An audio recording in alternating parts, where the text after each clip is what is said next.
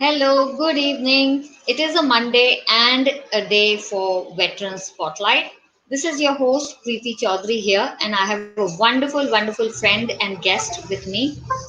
Before we begin this evening, let me quickly remind you this LinkedIn Live is for you, everybody that's watching it, listening to it, attending it. Please keep those questions and comments coming in into the comment box of this Veteran Spotlight via LinkedIn Live with your host, me here, PV Chaudhary.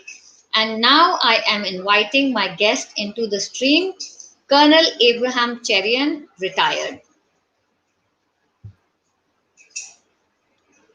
Good evening, Abraham. Hi, how are you? Well, how are you this evening? I'm fine. Looking forward to this conversation. Thank you so much. It's brilliant to always have you on board and all the conversations and chit chats that we manage. So, welcome to this edition of Veteran Spotlight with me, Preeti Chaudhary, your host for the evening via LinkedIn Live. Thank Abraham, you very much. very welcome. Just to set the context, this is about putting the spotlight onto veterans who are either going through a career transition or who have transitioned or who will be in a transition soon. So these conversations are all about bridging the gap between veterans and corporate in terms of making them visible and vocal, and from the corporate end, giving the veterans the visibility for them to be able to see this talent pool that exists. And I couldn't have asked for a better guest than you, my friend, today. So, welcome once again. I'll take you right back to your childhood, Abraham. Tell us a little bit more about your background. Where are you from? About your parents, siblings, life as a very young boy back home. Over to you, Abraham. Thank you, Preeti, for that introduction. Uh, yeah, so I have attended quite a few of your, veteran spotlights earlier. So um, suddenly I'm in the hot spot, so I don't know where to start. But let me do that. Yeah, so I was born in Kathmandu, Nepal. My father was in the cabinet secretariat, which is a kind of a sweet word for raw. He was in the intelligence department and he was working in the Indian embassy in Kathmandu. So I was born there. My sister's 2 years younger to me. She was born there. I have a brother who's 2 years elder. You know, so we are from Kerala, but I've never lived in Kerala. When I was a kid, I never lived there. Most of the time in Delhi and Rajasthan, and I did my 12th from Calcutta. So unlike Kerala, people from Kerala, I don't have that accent. Of course, right now I'm in Trivandrum, but this is the longest I've lived here, about 3 years now. And so when I was a kid, most of the time, like I said, I spent some 3 or 4 years in Rajasthan, second, third, fourth, fifth class. Then we moved to Delhi, and I think I spent most of my schooling in Delhi. So we used to live in a place called Mayur Vihar. I was studying in a Kerala school because my parents said, we are in North India, but you need to learn your mother tongue. So the only school in Delhi that teaches Malayalam is Kerala school. It's meant for people from Kerala. It was set up in the 60s, because a lot of Malayalis were coming to Delhi and they were feeling out of touch with their state. So I was put into this school in the fourth class, and I had to start learning Malayalam, from scratch with other kids who had already done 4 or 5 years of Malayalam. So it was a very tough thing. But thankfully for me, it got over in the eighth class, and then I, kind of moved in. The only thing, what I remember about school is before 10th class, I was a good student. I used to come about second, third in my class, good in maths, but I used to love playing table tennis. So my report cards used to say second in class, and then below that a remark, very playful, keeps playing table tennis. you know, so that was cool. And then, of course, after 10th class, my father got posted to Calcutta, so we moved there. 11th and 12th, I did it in a KV. So my background is typical middle class Delhi wala, Uh, so the other thing that I want to talk about is that we used to read a lot of books, because back in the 80s, when you're kids, there were no mobile phones, there was no internet. there was no TV except from some 6 p.m. to 10 p.m. in the night when your father's back from office and you can't watch it. So we used to read a lot of books. So I started reading in fifth class, and I still remember. I think in sixth class I was reading this book, Hotel by Arthur Haley. Summer holidays, and my father saw it and he says, this is not a book for your age. Uh, so it was like reading 15, 20 books in a year. Nobody was keeping track of it, but that was the only means of entertainment at that point. My brother used to read a lot, and that's how I picked up that reading habit when I was a kid.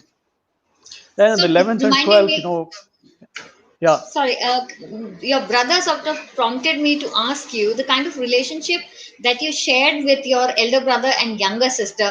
How was it like being, the middle sort of child in a household? I myself am from a household of three girls, and I'm the oldest. So I know my part, but I'm wanting to know what kind of a relationship did you have as children with the one older and the one younger? Were you the diplomatic type, playing games with them against each other, or what were you doing?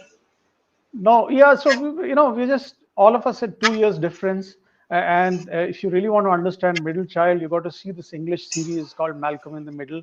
Uh, so you're neither the oldest and the favorite of the father, nor are you the youngest and the pampered one. So you're somewhere in the middle, and you're kind of managing both sides.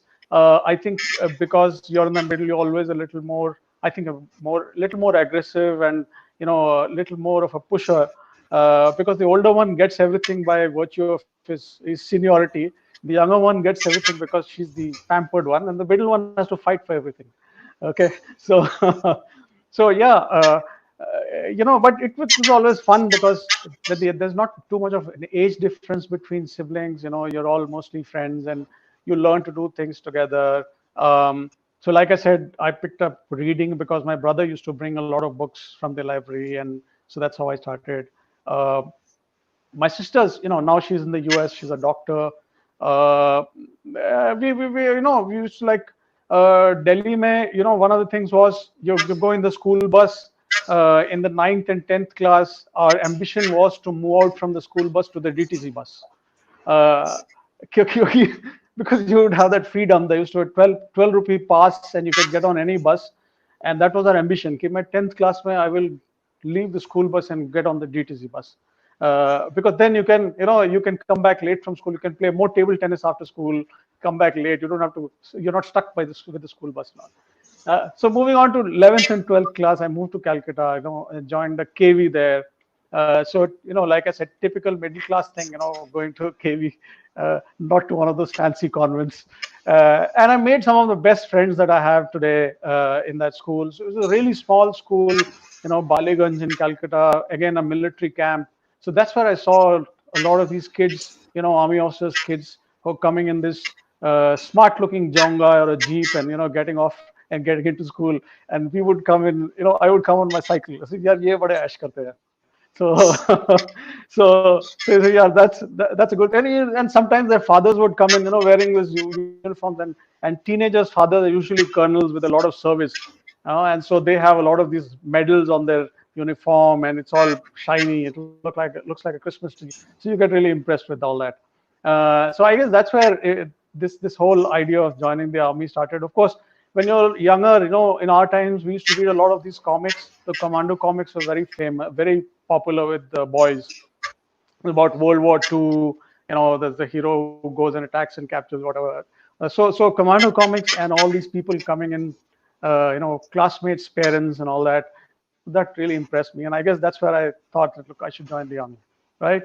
But yes, yeah, you want to say something, Preeti? Yeah, I please. just want to say, yeah, interesting. It's yes, your father is from the government service, and there was some element of sort of discipline, and maybe not uniform, but still, the ethos of sort of a discipline and sort of a military sort of life. But then the real inspiration came from looking at classmates and their dads in uniforms, shiny shoes, shiny medals, and all of Yeah, that. Why did it only strike you? Your brother was not interested in that, and what was your father's take onto this whole thing of you yeah. wanting to go into the forces? So interesting. So my parents were like all, I think not all, but most Malayali parents. They want their kids to become engineers or doctors. I think most parents were like that in the 80s. If you're not an engineer or a doctor, there's nothing much else, right? Uh, but then, so I was actually preparing for this IIT. There were these Agarwal classes and all that we should keep doing. I was very good at physics and mathematics. So I used to be almost at the top of the class in those subjects.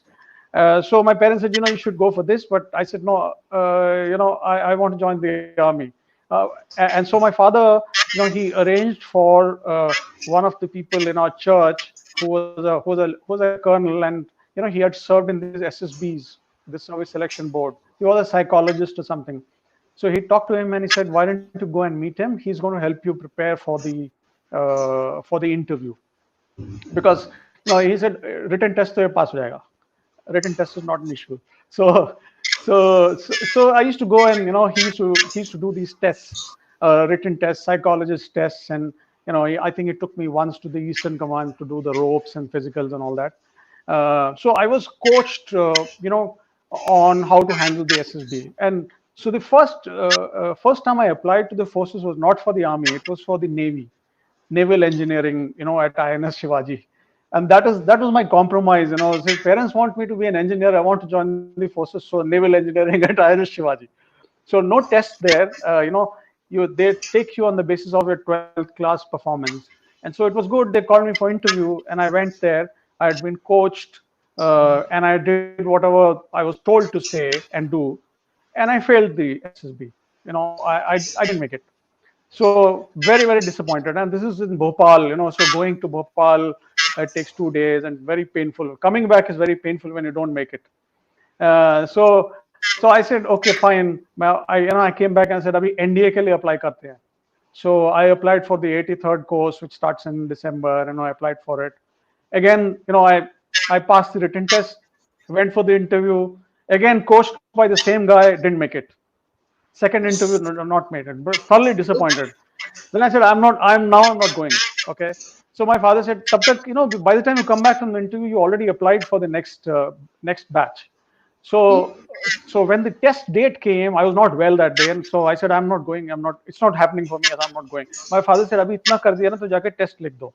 So I wrote the test, and sure enough, I passed. They called me for the interview. Now this time I said, "I'm not going to that uncle." Okay, I will do what I want to do. So I went for the interview, and it was in Bangalore. I said whatever the hell came to my mind. I didn't care about right, good, positive, negative, nothing. I just said whatever came to my mind. I made it. Okay. So I passed the SSB interview. Very happy because that was my birthday, 1st April, and in the morning they have this whole board, and they call everyone and they announce the names, and they said, okay, you're selected. That's how I joined NDA, right? So I had already, and by this time, I had done 1 year of college because 12th was over. I'd not gone in the first time, so I had to do college. I was doing physics honors, and so from there, from doing physics honors in Calcutta, that was Jadavpur University, I moved to NDA, right? So while I moved there, two of my classmates had already joined NDA a year ago. They were 1 year senior to me, and later another classmate of mine, she joined the ordnance she was a lady officer, one of the first few batches. So I had friends from my class, in the army at various stages and all of that. So lovely. That is so nice to hear that, perseverance actually sort of, and also a little bit of dare, because you said you're not going to, the third time, you're not going to listen to being coached and you're going to do exactly what your heart and your head tells Yeah, you. So taking that risk actually played well for you. Well done with yeah, that, I did. Abraham.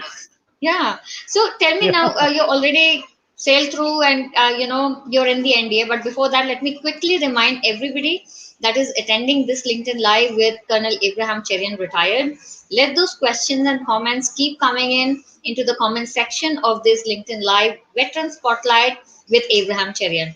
So coming back to the question again, Abraham, you are in the NDA. Tell us a little bit about more about the course mates, the friendships, the learnings, and then I will yeah. get on to the deployment bit. So over to you for all of those, aspects of your life in India? All yours. Yeah, very. Yeah, so NDA was, again, like I said, you're from a middle class family, never seen a swimming pool before. Uh, you play football and you play badminton and all of that, but it doesn't prepare you for what NDA does to you in the first 15 days. Very, very tough, right? And we were the last course to join something called the NDA wing, where the first termers used to be kept separately. And the first 15 days used to be hell. The idea was, to make it so difficult for these guys that if you want to run away, do it in the 15 days. After that, if they stick around for 15 days, they're going to sail through. So that was the concept. And we all were like, after 10 days, we said, up to, my father can't afford to pay the fees that we have to pay if we leave, because every week was 7,000 rupees that you had to pay. And I think my father's salary at that time was 10,000 rupees a month. It was a lot of money. So in the army, no, now we have to stick here. But NDA was, so a lot of things to pick up. NDA is about physical fitness and endurance and all of that. And I still remember what I distinctly remember. I was a very weak swimmer, and I could barely do that 50 meters. First term was 25. Second and third term was 50 meters. I barely did it. In third term, I think I couldn't do that. And when you don't do it for a long time, the person who's coming to test you goes higher and higher. So my squadron commander came, and that's a high level test. The squadron commander standing there and wants you to pass the test, and that's when I passed. And that's the time when I decided, look, next time onwards, I'm not going to get into this. And so from freestyle, I switched over to breaststroke, which is much more easier to do. I learned breaststroke during the winter, very cold water. Yeah. Every Wednesday and Saturday, I used to go in the afternoon and learn breaststroke. I learned it, and from fourth term onwards, every semester, every term, I used to do, higher tests. I was doing better than the rest of my course mates. Suddenly, I switched over from being a weak swimmer to a, above average swimmer.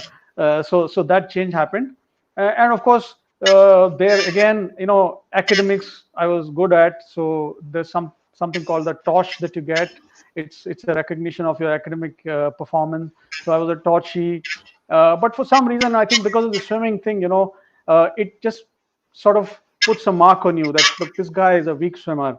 And so it did not really help me to uh, perform in the classic sense, go high in merit. All that didn't happen. So at the end of NDA, I was really not very satisfied with what I'd done. I did not think that I'd reached where I wanted to, right? So when I was passing out. So when I reached IMA, now it's a clean slate. Nobody knows you. You all come from NDA. Everybody's the same. And so I said, okay, clean slate. Let me start all over again. And that's where it made a difference, because there you can really do your physical thing. You can do your academics. You can run your cross country.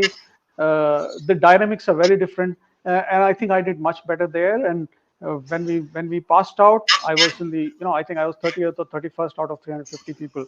So I was happy with that, right? And everybody says, look, when you pass out of IMA, it's your IC number that matters, okay? That seniority number that matters. And so I was fairly satisfied that I'm 30 out of 350, and I'm fairly high up in my in my course. So that's how I got out of IMA. Very, very eventful things happening all over. So another thing that I really remember is that I did so well that my company commander said, "Look, Abraham, be prepared to come back." This is the end of second semester, second term, and so he said, "Be prepared to come back in the next semester as a company level appointment, a senior under officer." And so the lists are going to come out tomorrow, and you have to come back earlier from your vacation. And the next day the list comes out, and there's nothing. My name is just not there. So it's not there. So he calls me again and says, Abraham, look, you were the front runner for this position, but then somebody at a higher level wanted somebody else. And they wanted to put you at a next lower level. And I said, no, this guy deserves to be at the top or nowhere. He's going to make it, and so don't put him at the next level. Just pull him out of the whole thing. And so I started from scratch, and then kind of built that whole thing. So that's how I graduated and passed out from IMA. Yeah. And of course, the army, 20 years, long time. I don't know where to start. I think you've read my blog on Siachen. I volunteered for that.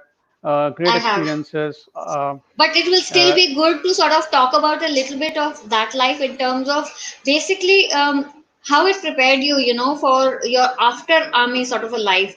The lessons that you sort of brought forward from that particular stint or phase of your life, I think that will be very relevant to our brothers and sisters who are in a similar situation right now, Abraham. So, all yours. I know 20 years is a long time, but whatever is Yeah, closest to your heart, please go for it. yeah. So I'll just talk about a few things. So I spent almost 9 years in field and operational tenures out of the 20. I think I have served in every division in JNK except for one, during various times as a from a second lieutenant days to a colonel. I volunteered to go to Siachen. Really tough life, but then that's the whole point. You've got to take a risk to really experience something different, and then that experience is going to hold you in good stead all throughout. Even today, when things become really difficult, you think back and say, look, uh, for those of you, I got wounded in the head somewhere here. So 1 inch lower, and I would have not been sitting here right now, right? So after that, small little setbacks in life really don't matter. That's one. Second is that if you're part of an organization and you want to prove yourself, you got to work hard. uh, so it's like, for example, staff college, very very prestigious thing for all officers. Um uh, I started preparing for it when we were in Op Parakram. I was sitting on a post, and they started with military history that year. So I got the books, and I took 6 months to read that book, and I took 3 months to make notes on that book. uh, and I think I prepared for about 9 or 10 months for the staff college. But then the point is that the end of it, I had not yet done JC, that's a junior command course, which is a basic for getting into staff college. I'd not done that yet. But when the results came, I was in the top five. It's known as the competitive vacancy. I was called for an interview to go to UK to do staff college. I didn't make it. Top five is like everybody's the same, right? It's not that the other guy's better or I'm better. It's everybody's the same. One guy has to go, so he goes. Thereafter, I think the most next defining moment was command of my unit. I did 3 years, out of which 2 years were in CI ops. And right now I'm in the process of writing my blog and writing all those incidents that happened and whatever happened. I think that's a fantastic leadership experience, which is very very rare. Very few people outside of the army can actually get it. There are 600 people, men who will do anything that you expect them to. They are prepared to die for what you say, but it's your job to make sure that they don't die. Unlike what a lot of people say. Yesterday I read in some ITBP, somebody was saying we are all prepared to die. Or men. No, no, no. Our job is not to die. As leaders, our job is to make sure that people don't die. We do our job. We get our results, right? So as a commanding officer, that was my priority, to get things done uh, without these so-called casualties and things happening. So over 3 years, I think my I count what I count as my success is that I did not, we were in CI ops, not one casualty, not one operational lapse. All the operational responsibilities were done, and done well. uh, People went, my unit, everybody went on their full leave. I'm very happy and proud of that even in intense CI operations, I could send everybody on leave, including officers. Everybody went on leave. So it is all about picking up how to manage people. Even today, in where I'm working, when I deal with people, I don't do anything different from what I was doing in the army. I don't do any. There's nothing different. It's the same. It's people. People are the ones who will get you results, and that was my learning as a commanding officer. Uh, there are also, the other important thing that you learn is that when you have 600 people on your team, everybody is not going to do exactly what you want them to do. There are going to be troublemakers. There are going to be difficult people. There are going to be difficult peers. There are going to be difficult seniors. You got to live with all of that. You cannot say that, look, because I did not have a good senior, I couldn't do well, or because I was not given a good team, I could not do well. No, you got to manage all that. Leaders work with what they've got, and they try to deliver the best they can, right? And then, of course, there's a lot of luck involved. Uh, you know, I'll give you an example. There was a havaldar in my unit who was sitting on a post. He suddenly in the middle of the night says, "I've got chest pain." He was about 40 years old, heavily snowed that day. No movement. And at 4 a.m. in the morning, I got a call that, sir, so and so has got this chest pain. He's sitting there.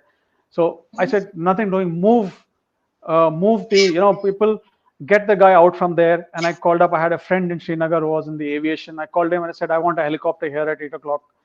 We moved the vehicles. I sent my adjutant. He drove through the snow. It was a big risk, something slips and falls down the mountain, then I'm the one to answer. But we pulled that guy out from there. We put him on the helicopter. He went to Srinagar. He was operated. He's okay now. He's alive today. He had a heart attack, and so you have to take risks at times. You have to do those difficult things which are against the laws and the rules, right? Those are my experiences in the army. I think this is too short a time to really cover all of that. Oh, I'm so sorry about that, but I'm sure, the people who are really interested, they all know that you exist on LinkedIn and here you are, and we will be sharing your profile link in the comments. So if they want to dive deeper and get all these amazingly inspiring stories, here is your man. Please connect with Abraham Lincoln, not Lincoln, with Abraham Thank you. Cherry. That's a big compliment. So connect with Abraham Cherian people. And before we move on to the next important phase of Abraham's life, let me remind you once again, please, questions and comments. Our dear friend Colonel Amit Verma will be here shortly, who would be helping us taking those questions live. So now is the time. You've heard so much from Abe about his childhood, about his academy day, about his deployment days. Now is the time. Let those questions and comments keep coming in. We'll come back to those in just a little bit. Now then, Abe, we are back to you, and this time with I think the most important phase of your life. In terms of when you decided to transition, was it a conscious decision? Was it a well thought through decision? Did you sort of prepare for it a long time, or what did you do? What was going through your mind, and why was it happening in the first place? So I want to set that context first, and then we will sort of move on to the next bits and pieces. So over to you, Abraham. Yeah, yeah. So very quickly, I was with the UN. I was posted to the United Nations in Congo in 2005-6. So this is the first exposure that I got outside of the armed forces. Uh, in the classic sense, because I went as a military observer, and working with a lot of these UN people and foreigners and all of that. And then you realize that there's much more to the world outside of the army. Uh, and I'm not saying that the army is a bad place. I think it's a great, fantastic organization. It's just that, when you get exposed to so many new things, and you say, look, I want more of that. And I think I can make a life for myself outside of the army also. Not that I have a bad life. I'm not doing badly here. I'm doing really well, but I need to move out at the appropriate time. And so this was 2006, and finally I left in 2014. So 8 years. So I had 8 years to really think about it, and by 2010 I was pretty clear that I want to do it, and that's the time when I got promoted. I became a colonel, took over my unit. uh, and so here's the funny thing. When I finished command and I moved to, I was colonel GS of a division. And when I reached there, I was talking to my GOC and I said, look, sir, next year I complete 20 years and I plan to leave. uh, so Colonel GS is an appointment which not many people do in the army. It's a especially before doing higher command. I went straight from command, and so it was kind of a little more of a I would say a difficult thing to achieve. And so this guy says, ki, no, no, no. A lot of people say that when you get nominated for higher command, you'll change your mind. I said, no, no, sir. I've made up my mind. I don't know if I'll go for higher command or anything, but I'm going. And so he said, okay, we'll see, right? And 4 or 5 months later, the list for higher command comes in. My name is there. I've been nominated. So in the morning, we have a conference, and Joseph says, Abraham, so your name is there on the list. Should I congratulate you or not? So I said, sir, you must congratulate me. It's a milestone achievement for all of you. We all know it. But in 1 hour, you'll get my application. I'm going to leave. So in 1 hour, my application was ready. So in 1 hour's time, I got it signed from my boss. My boss was the deputy GOC, and I took it to the GOC and I said, "Sir, please, here's my application. I want to leave the army and go." That's how I came out. Mm, and it was a very well planned thing. It was not something like disappointment with the organization, or because I had something backing me up outside. Nothing was there. I just that I wanted to go and do something different. Uh, so what I wanted to do was, first is study, which everybody talks about, reskill and re-educate yourself. So I believe, reskill is not the answer. You have to educate yourself, not just in terms of the studying part of it. It's also in terms of understanding the society, understanding people, their body language, their mannerisms, changing your mannerisms, uh, changing the way you dress up. It's a big education. Okay. So I wanted to do that whole thing formally, and I wanted to do something which would be recognized by people without any doubt. Okay. uh, so I said, I'm going to do an MBA. I want to go abroad and do it, not for any other reason. It's just that, see, in India, if you don't have that 800 or whatever score in your CAT, they don't even consider you in IIM. Okay. And 42-year-old guy, it's pretty difficult to get into that grid. But in the US, they look at more holistic personality. Okay. They'll say, okay, you're a 42-year-old guy, you have a fairly good score, but you have great experience, and we want you for your experience, and they'll take you. That's what happened to me. I applied to what four universities. I was accepted by three of them. Two of them gave me really good scholarships, and so finally I joined the Fletcher School. They gave me a 65% scholarship, which is a big amount, and so I decided to go there. So that's how I made the transition. And in this period, this is after I left. In August, I left, and I'm now studying for my GRE exams and my TOEFL, and applying for jobs, and nothing's working out because I'm going through that same transition which people are doing now, right? You make one resume and you think that, oh, I know everything. Okay, this is my resume, and people should pick me up. It doesn't happen. So no job. You're studying, and nothing's happening, and then people say, यार तू बड़ा तू तो बड़ा तोप था, हमें में क्या हो गया, अभी तक जॉब ही नहीं मिल रहा है. Yeah, you know so so we went through all of that, and then I got that admission in a couple of places. They were prestigious places. Then I got a job with the Iron Affairs, and then things changed. So yeah, I guess that's till where we want to talk about right now. Sure, that's so brilliant. It's like you literally had to sort of work it all out and work for it. It was nothing was basically handed to you in a plate, so to Yeah, speak, right, Abraham? It is a yeah, fight, and everybody sort of internalizes that quicker, the better for everyone else, right? So then, yeah. you did your MBA.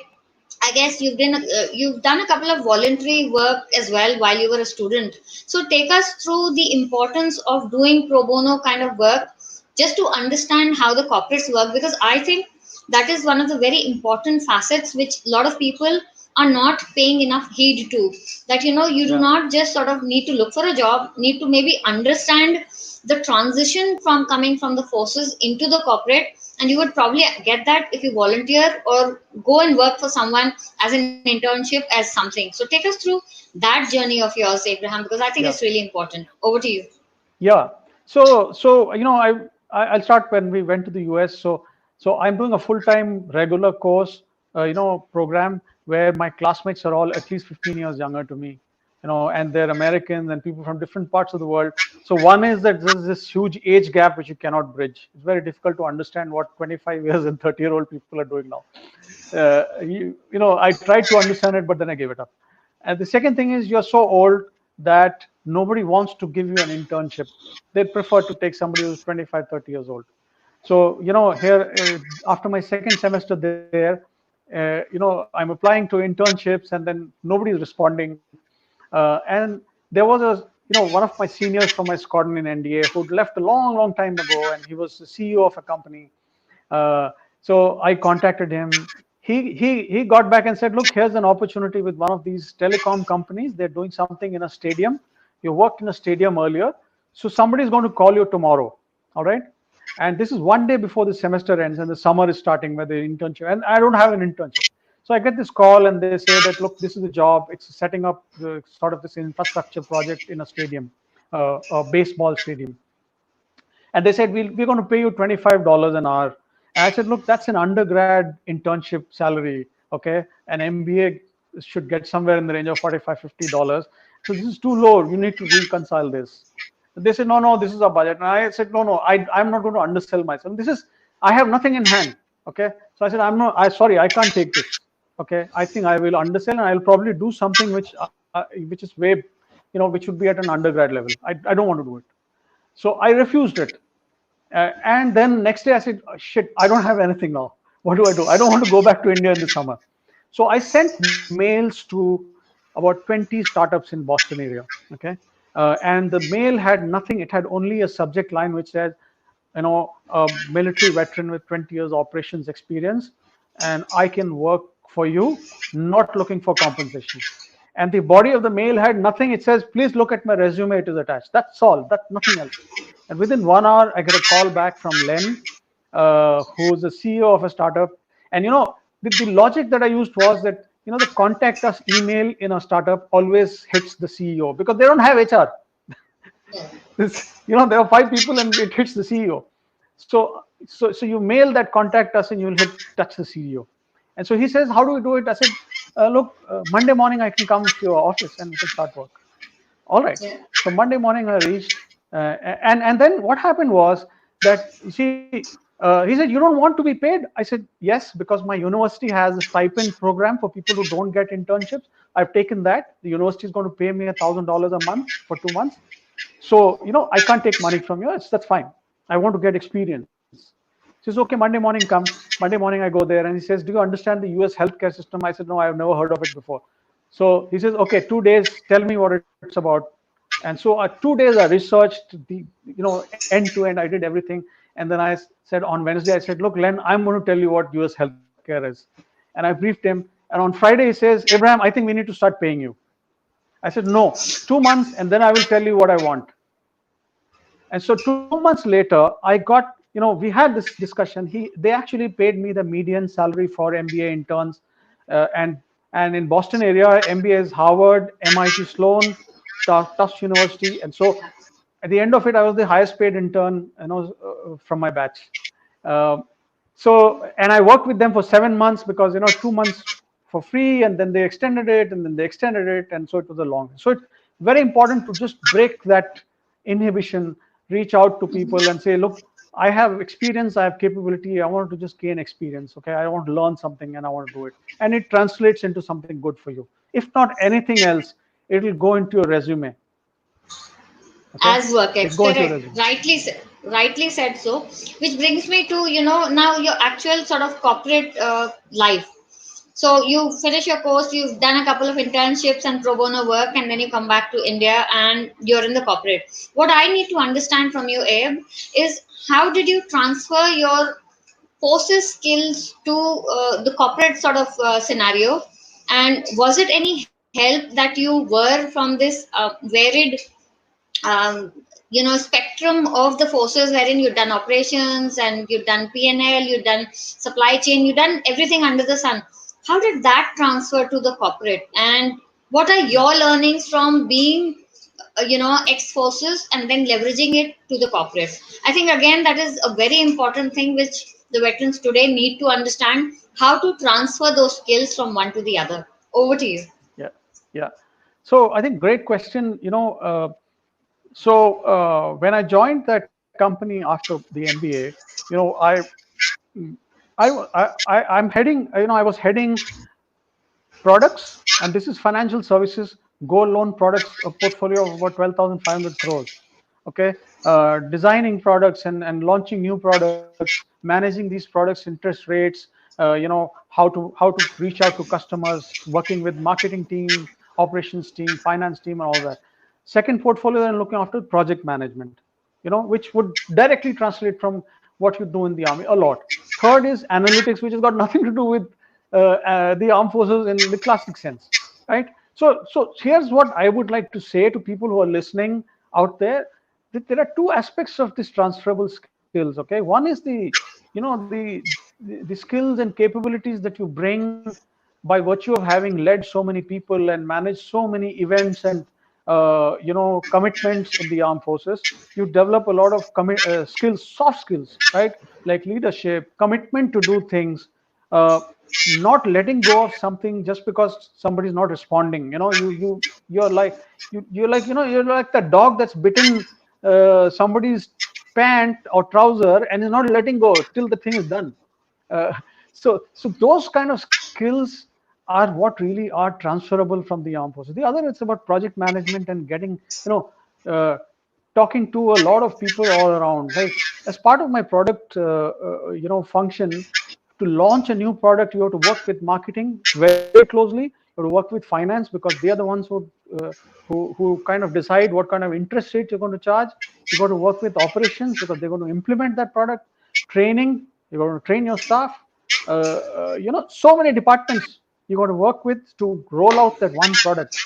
Uh, and you ask, where does that transferable skill come from the army? You've never done this. No, it comes from that whole idea of being able to work with so many other units, formations. In the army, everything works like clockwork. You don't have to look back and say, is that guy working or not? He's working to help you get your work done.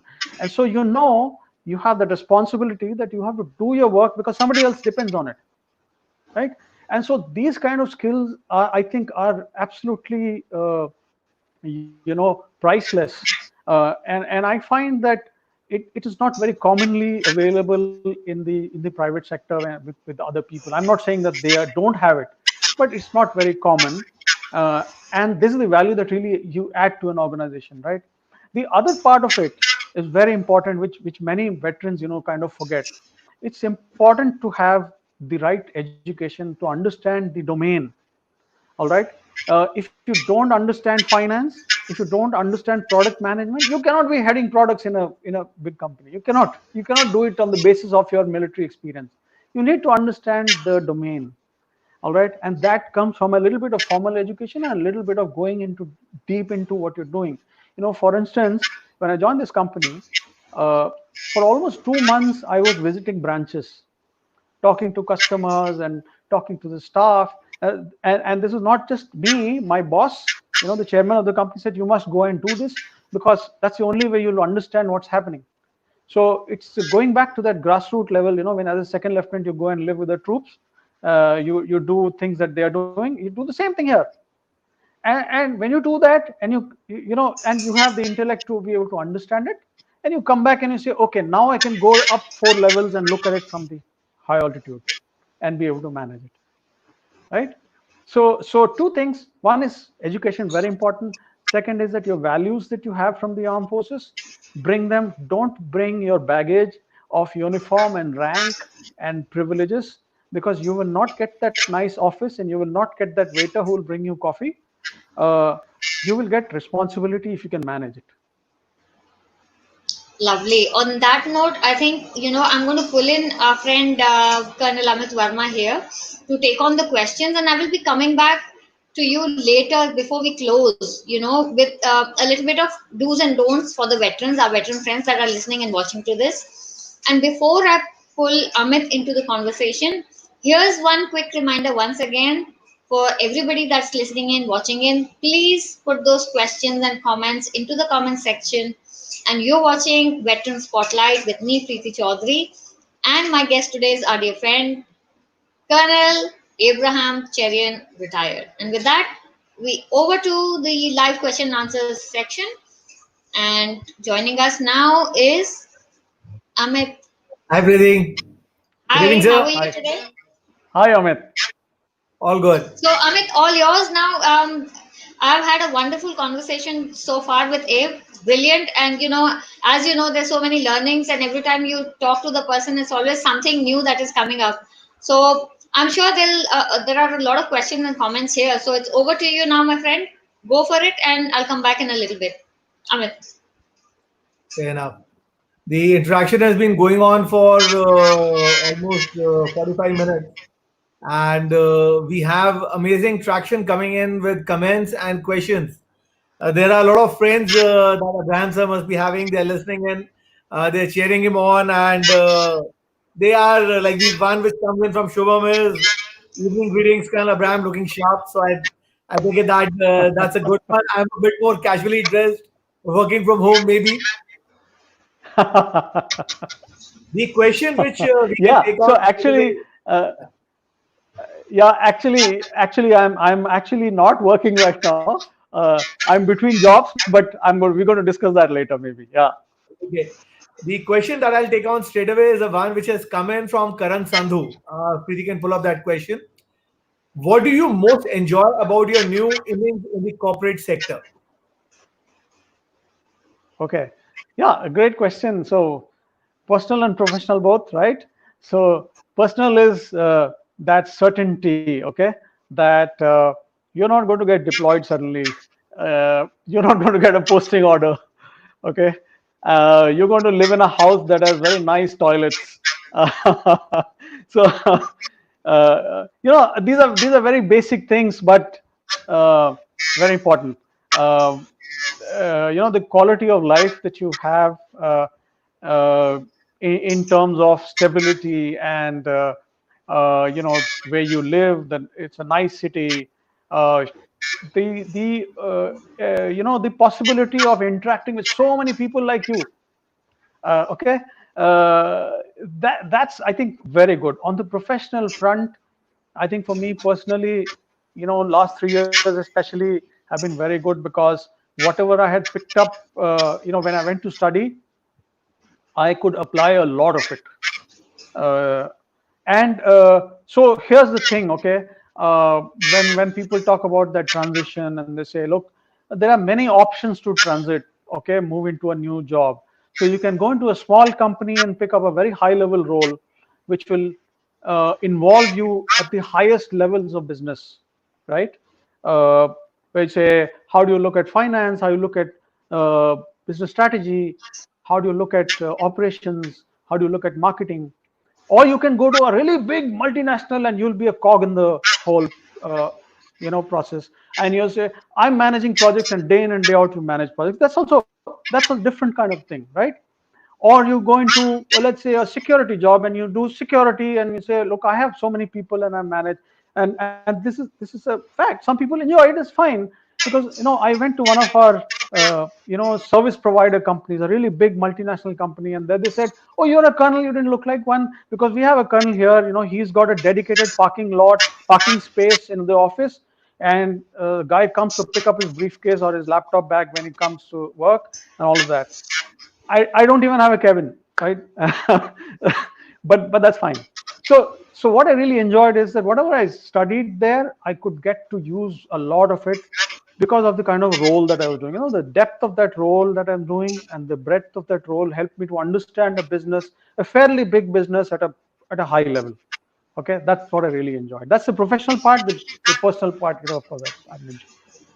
It's always the small pleasures in life, sir. Just getting a place to stay, which doesn't change every 2 years. I think that's on the personal front. And as far as you told about the Yeah. passport, damn sure you wouldn't have given your weapon to anyone to use. So no way the suitcase or any of other item is going in. I know you that way. The second question which is coming in, it's a DM which came in. Uh, you have seen the army way of functioning and you have seen now the corporate way. What is the difference when a decision is being taken? How important is the stakeholder buy-in? If you could help us with that. Yeah. So, what I have seen is that, in the army, responsibilities are very, very clearly defined. You know, uh, so everybody knows your unit. You have been given a set of orders and tasks, and you have to do it. The next unit, there's no overlap. They do their task. There is somebody at the brigade or the division on staff to, support you. They have the responsibilities very clearly laid down. There are no doubts about it, right? But in the private sector, what I found is a lot of these things are like gray. uh, and I guess that flows from the fact that, probably the organizational design and those are not very clearly defined. Okay, so what happens is that there are gray areas. Okay, uh, So a new department is started. I faced that a lot because I set up an analytics function in my company. Okay, so new function, a department has come up. Who's going to be responsible to provide data? What is the limit of that responsibility? uh, Not very clear. Okay, so that's one. Second, now you want to build this function, you need money. All right, you need to hire people. Who's going to decide all of that? So nobody's going to do it for you. You got to do it yourself. You got to understand what's the requirement. You got to understand what you want. You got to say, look, I want to hire an AVP of analytics, so what should this guy do and what should his JD look like? you know so so these are the kind of things that are like undefined to a great extent. In the army, the internal organization is very, very clearly defined. The undefined part is as it relates to the other side. What is the enemy going to do, right? How much force should I apply? I mean, these are the undefined parts. Here it is a lot more of undefined stuff when you're starting out and setting up a new thing, right? The other part is, that here we are dealing with people, the economy, things happening outside in the country. They affect your business. In the army, they don't affect things so much. Like today, the economy is in a bad shape, but you're in the army, the salaries are not going to stop. Nothing's going to happen. So you don't really understand the what's happening outside in the world, because your salaries, your accommodation, your postings, everything moves like clockwork. Here everything can change. Your salaries get affected, your work culture changes, your jobs may get affected, right? The way your performance that you thought that you're doing fantastic, doing a great job, suddenly that changes, not because of your issue, but because the market and the customer decided to do something else, not your control. So that's how things are very, very different from the army. The other thing that are similar, is people are the same. Okay, you have a team. There is nothing that and this is my advice to the veterans. There is nothing that you need to do differently from what you were doing in the armed forces towards people. It's exactly the same. Your team, they have the same aspirations. They are looking for support. They don't want to be hounded for results. You provide a good environment, and they will give you more than what you expect. All right, it's the same thing in the army, right? You create a good environment, especially as a CO. You would have seen that. You create a good environment, everything goes fine. You keep running after delivering things, and pushing people, and things start falling apart. So the people are the same. I think what comes across there is a good leader, be it in uniform or otherwise, is going to be applying the positive principles of leadership, motivating the team and getting the work done. Finally, I think it's all about getting the work done, getting the money on the table. Absolutely. And there a question comes in from Shravan. How one should avoid the baggage? How many are actually able to do that? I think this question repeats quite a lot in many of our discussions. I've heard you speak out about it before. I request your views again, please. Yeah. Okay. So I will go back to my army days just very quickly. Okay. When I was a CO, I had a friend in the army headquarters which releases vehicles. So I got two of my gypsies released. Okay, because my unit had a very bad state of vehicles. So two new gypsies come, and then the CO has usually has three vehicles in an artillery unit. So the CO driver, the NCO, the Havaldar comes and says, "साहब ये नई गाड़ी आई है, तो इसमें modification के लिए ये लगेगा, वो लगेगा, वो लगेगा, वो लगेगा, तो 35,000 रुपीज का बिल है."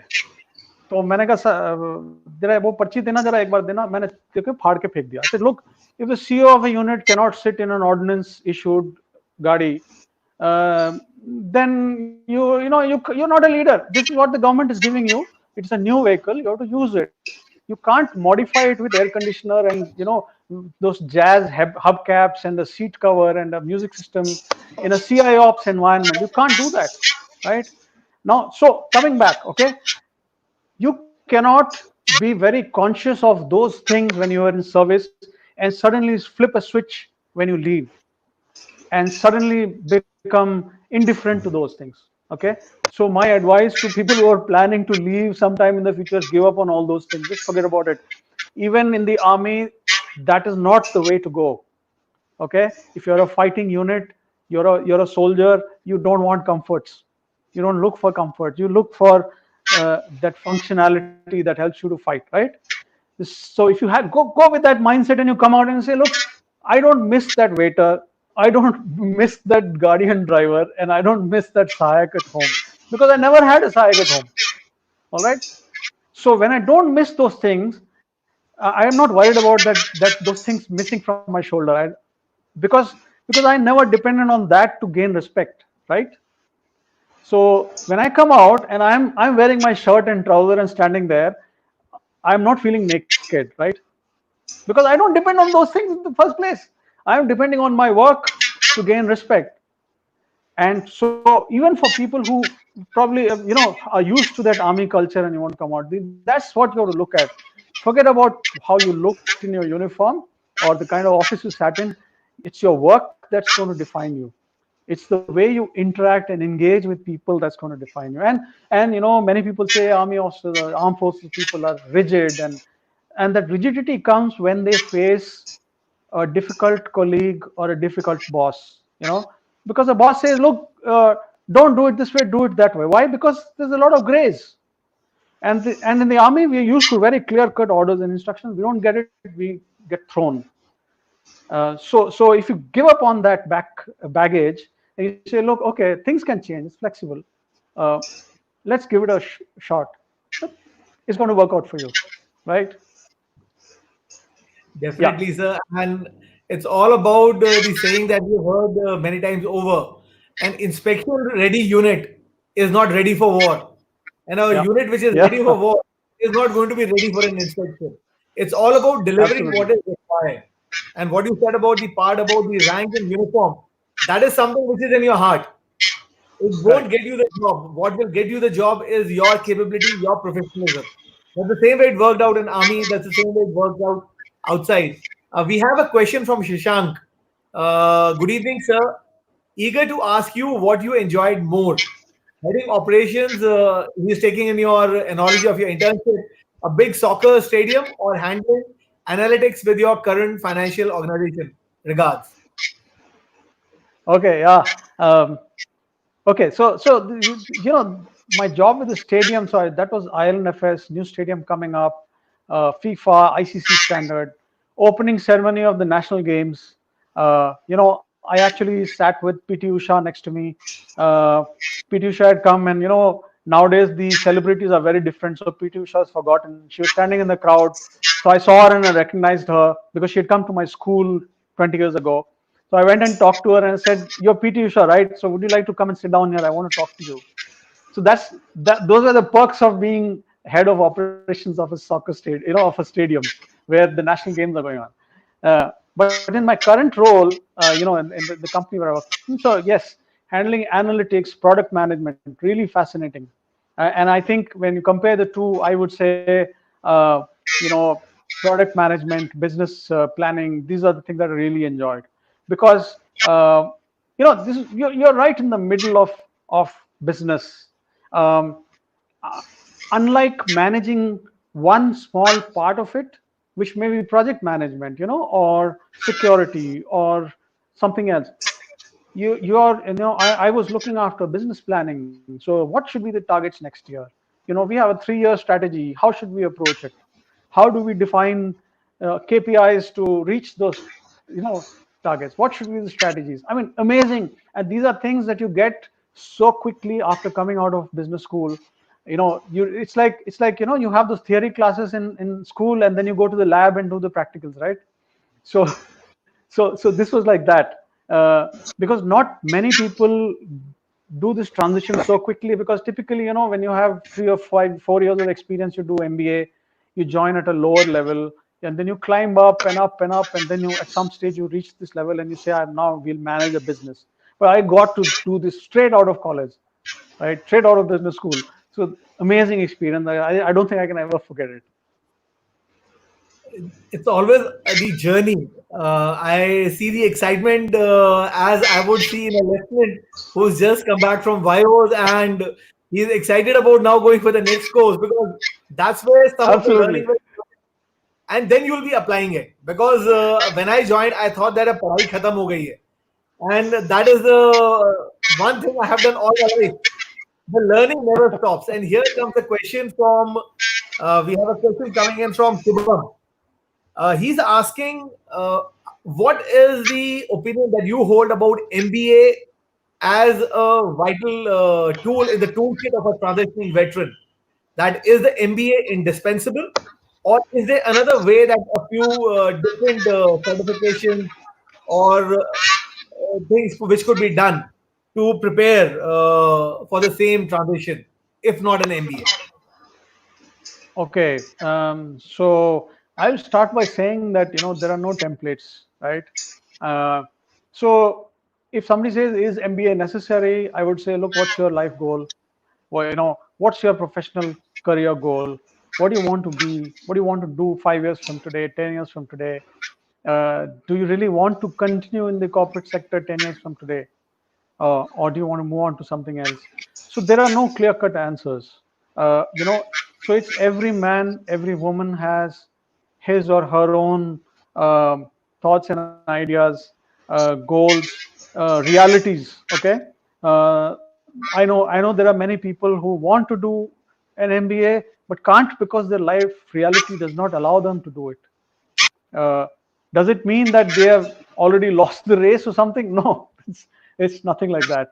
Uh, they will, the people who have the drive and the determination will find a way to get where they want to get, MBA or no MBA. All right.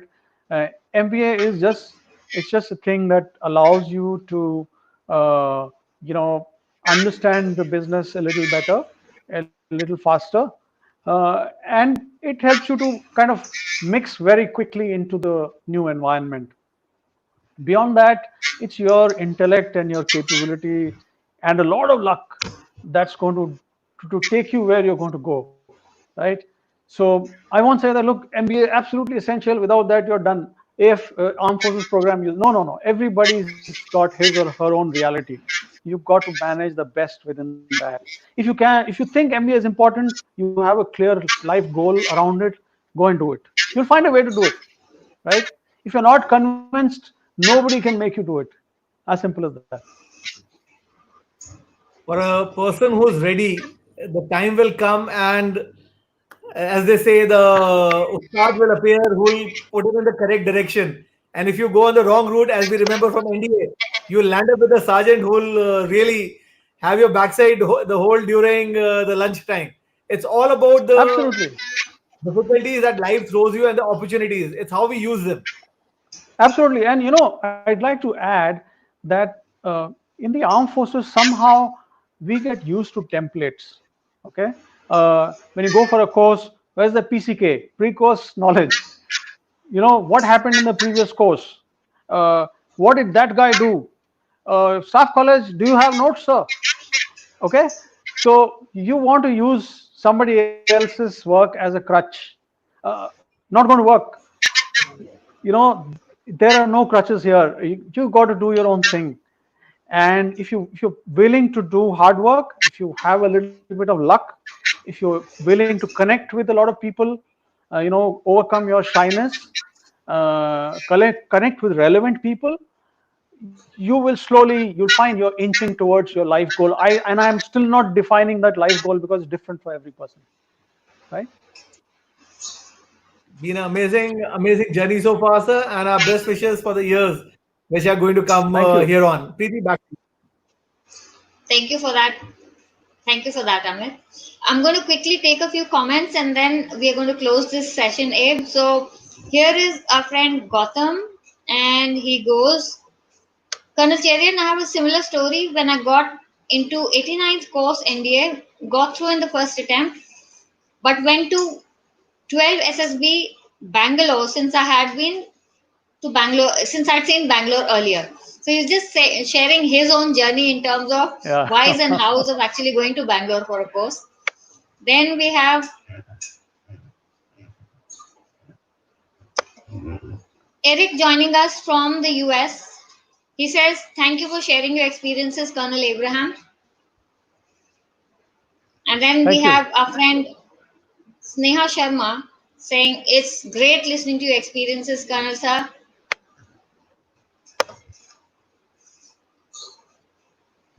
Okay, and there is one last question, from our friend Shravan. He says, continuing from what you spoke about the baggage earlier, and I think I am going to ask you this question because this is very relevant.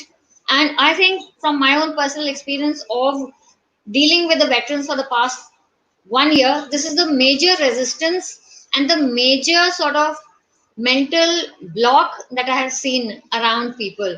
So, could you please help us answer this for Shravan? How one should avoid the baggage and how Yeah, many are actually able to do that? Over to you, Abraham. yeah. I think I'll take the second part of the question first. How many are actually able to do that? I think it's a process.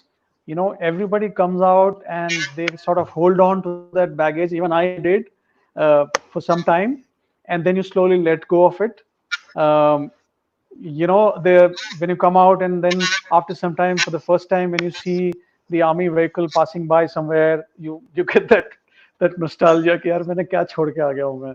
you know you get that. uh, it takes time for that baggage. It only depends on how long you want to hold on to it.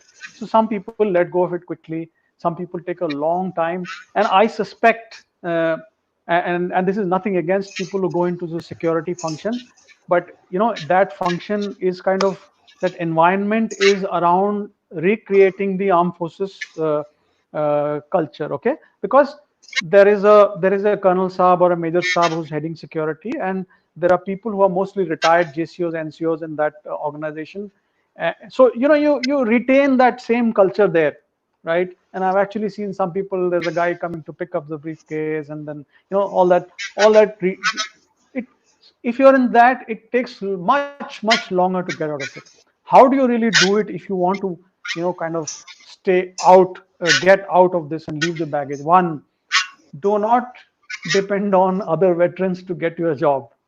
Okay, sounds very difficult, but do not keep going after other veterans, because you see, other veterans are like, if somebody comes to me right now at this point in time, I cannot help anyone. It's not because I don't want to, because I don't think I am so strongly entrenched in what I'm doing today to be able to pull a veteran in. I'll reach that stage at some point, but not right now. So if somebody comes to me and says, "Ah, this guy is not helping," today I can't. Right? The best bet is to get to somebody in the corporate sector, somebody who's not related directly with the armed forces. Connect with them. They are the ones who are going to get you a job at some point. They're going to help you get there. That's one. Second, in your resumes, this is a common mistake that many people make. They want to list out every rank and every appointment that they've done in the army. uh, my suggestion is, forget about your tenures and ranks and appointments in your resume. You change it into something else. Okay, and make it into a functional resume. That is to say, look, uh, your leadership experiences, your operational experiences, your, if you've done supply chain, you have a heading like that. If you managed people, you have a heading like that. Okay, now you're not talking about brigade major there and a commanding officer here, and you're not talking about that at all. You're talking about things that you've done that directly translate to something in the army. When you do that mentally, you're letting go of your ranks and your postings. Okay, that's very important. The other thing is, uh, there are a lot of these groups uh, that are there on various social media or Google and all of that. It's a echo chamber, right? It's a well. People are all there in it, and they're discussing the same things over and over and over again. Every 2 months, the same topic comes back. It's good to be part of it if you just want to stay in touch with your armed forces, okay? But that is not a place that will help you get to where you want to go in the new environment. For that, you have to come out of your comfort zone, connect with people, and when you connect with people outside the armed forces, you'll realize that your language and the way you talk, your mannerisms are a misfit. All right, like for Preeti, you must have faced a lot of people say ma'am this and ma'am that and all that. Yes, there is a culture in the armed forces. Outside, it's no longer that. It's people talk on first name terms. If you want to be respectful, you say Miss So and so or Mrs. So and so. It's a different way of talking, a different way of talking, standing, sitting. You know, you got to get to all that. The kind of words that you use, the language that you use, you got to change all of that. And that doesn't come overnight, and that's why I think very important for you everyone to read. uh, when you're 42, 43 years old, if you don't have a habit of reading, it's too late to really start that. But you can always start with things like Business Standard. I read New York Times Business Standard, uh, the Quint, or you know when you read it and you understand what's happening in the world, and then you can talk about it. And those are things that are better at letting go of your baggage than saying, look, don't use your rank. Yes, don't use the rank, that's fine, but these are the things that are going to get you out of that well. Right? So that Yeah. brings, thank you so much, Abe, for that. Very, very insightful right there. That brings me to the last question of the evening. Before I ask you for some advice, your parting advice for the veterans, and this is from Gautam Nath, a friend of mine who is a twice over transitioned veteran himself. So he says the one big difference I have found after transitioning is the difference in the way one handles difficult stakeholders. How do you handle this yourself, Abe? Yeah. Good question. So again, I'll go back to the army. What happens in the army when there are difficult stakeholders? You don't handle it. Stakeholders are people who are equal to you in terms of position and level and all that, right? Otherwise, there is a subordinate who can be influenced, or somebody is senior, and so you got to talk. So when there are peers in the army, your boss handles them, right? That's the way the armed forces are designed. Difficult stakeholder, your boss will handle. You don't have to handle. In most cases, you don't have to do that, because things are very clearly defined. Somebody is not behaving, there is a guy, his boss is there to do. In the private sector, a lot of things work, through cooperation, right? Like I mentioned earlier, new product to be launched, marketing has to work with products team, finance, operations, training, uh, you know so many things. People, and they're all like, in the company where I work, they're all vice presidents. If let's say training, people do not develop the training module in time, the product launch gets delayed. If somebody is difficult and they say, look, I'll do it next week, it's not yet completed, you can't shout at that person, because that's not the way it's going to, it will not work. They're your peers. So how do you do it? You got to be more organized. That's one. You set those timelines, and that's where your project management comes in. And you say, look, I will not get into a situation where it gets delayed, or I have to deal with somebody who's not behaving. I will organize it so that this gets broken down into smaller pieces and I can manage it easier. That's one. Second thing is that, this whole concept that we had in the army, you have an argument in the daytime, and in the evening you go have a drink, and the thing is forgotten. uh, it's a very good thing that you can do even in the private sector. uh, Underrated, but you should do it. Maybe not a drink, you can go and have coffee. uh, Socialize. Okay, if you socialize with people who are working with you, uh, it makes it much more easier to work. And then half the issues that are actually dragging you down will go away on their own. uh, and these are things that you learn from the army. There's nothing new. It's the same thing. When your team does something well, go out as a team, celebrate it. uh, and I still remember that, we had this big product launch in 2018. Our entire product portfolio was revamped, and a new thing came out. And I said, look, we have to celebrate. Okay, and this company did not probably have that kind of a culture. But I said, no, there has to be a cake cutting. All those people who worked on that, and there was what, 30, 40 people, we have to get all of them. So we had a cake cutting. We got a big cake.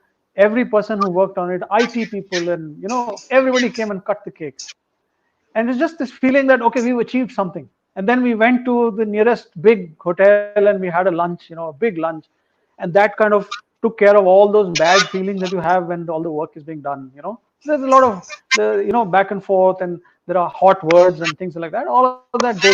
You got to do that, and then you start with a clean slate. You do the next thing, right? So nothing new. It's all there in the army. You got to pick up the right things and use it. Thank you very much for that, Abraham. Last but not the least, your parting comments very, very quickly because we already over the time that we're supposed to have been here. But very quickly, 2 points about what the veterans should not do to be able to sail through a smooth transition. And then after that, two things that they should do to make this a nice journey. Over to you. Okay. So what they should not do, and I'm going back 5 years when I left, sitting at home and hoping that something will work. Not going to happen. You got to go out, connect, meet people. There is nothing that meeting someone face to face will not do, which an email will do. All right. Today, I agree that it's a little difficult, but wherever you can, there's an event happening, there's a virtual event happening. Go there, ask a question. For instance, there are people who asked questions today. So I'm sure I and the other people here are noted that look, there is somebody, this guy has asked a question. Now I want to know more about this person because the question was very good. If you don't participate and you don't reach out and talk to people, spend some money in getting into events. I think Amit has also said this before. You know, there are subscription, pay that subscription, go there. Don't think about that $2,000 because that $2,000 may connect you to the right person who may connect you to the right person who may get you a good job, right? And if not anything else, you may just meet a very good friend there and it's worth it. That's so. Don't sit at home. Go out. That's very important. What you should do. Uh, there are no templates. Don't depend on templates. Create your own. Okay. Whatever you have, your goals are very different from the next guy's goal. Amit has different goals from me. Okay. And if I have 10 ghost mates, each one of them will have a different goal. They all come out at the same time. You cannot have templates. Don't try to create a template and fit your life to a template. uh, Create your own template. Okay. You say, I don't want to do an MBA. I'll do a 6 month AFP, then I'll do a certification, and I want a job in operations, so I'll not take a security job. Even if a security job comes to me, I'm not taking it. I'll wait for an operations job till I find the one. I want, whatever, 30 lakhs as a package. I will not take 22. If somebody offers me 22, I will not take it. And I've done that. Uh, this is 1 month before actually my last date of leaving. There was a veteran who was running a company. I went and I did again the same thing. 2 days of just understanding what it's like. And so at the end of it, he said, "Look, would you like to join us? And I can offer you this much." And which was exactly what I was earning in the army, and it was way below what I wanted. Okay, in terms of salary. I refused. I said, "Sir, look, I'll have to lower my standard of living if I have to join you. I cannot do it. Nobody will give you the job. Okay, market is very bad. Things are very different. You don't have corporate experience." I said, "Sir, I will wait." And I waited for 5 months to get the compensation that I wanted. So create your own template. Do not go by somebody else's template. Okay, that's my second advice. Yeah. Thank you for that. For me, the personal takeaways here was no cookie cutter approach and go out and meet people. Those two things Yes. are, I think I follow to the T. So, absolutely wonderful. With that, we come to a close of this beautiful evening full of insights and amazing anecdotes. Thank you very much, Abraham, for being with us here today. Thank you. Thank you to the attendees that have come out and asked questions and put in their comments. Thank you, Amit, for helping us as always for the curation and the backend support. Thank you to Echo Events for being our streaming partner. And with this is me, Preeti Chaudhary, your host for Veteran Spotlight with Abraham Cherian and Amit Verma signing off. Until the next time, stay home, stay safe. Thank you very much. Thank you.